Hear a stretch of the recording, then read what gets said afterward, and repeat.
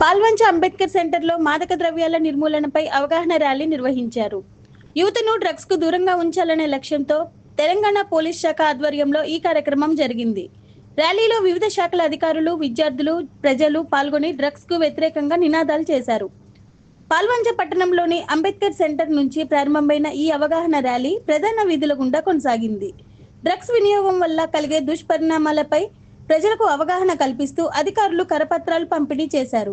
Drugs కు no చెప్పండి, ఆరోగ్యకరమైన జీవితాన్ని ఎంచుకోండి అనే సందేశంతో నిర్వహించిన ఈ ర్యాలీలో విద్యార్థులు, యువత, ప్రజలు పెద్ద సంఖ్యలో పాల్గొన్నారు.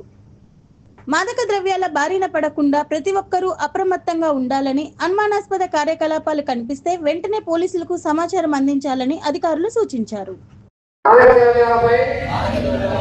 జరుగుతున్న పోరాటంలో క్రియాశీల భాగస్వామిని అవుతానని డ్రగ్స్ రహిత జీవనశైలిని అనుసరిస్తూ నాతో పాటు ఏ ఒక్కరూ డ్రగ్స్ బారిన పడకుండా ఉండడానికి కృషి చేస్తానని డ్రగ్స్ రహిత సమాజమే లక్ష్యంగా సాగుతున్న తెలంగాణ ప్రభుత్వ సంకల్పంలో భాగస్వామిని అవుతానని ప్రతిజ్ఞ చేస్తున్నాను.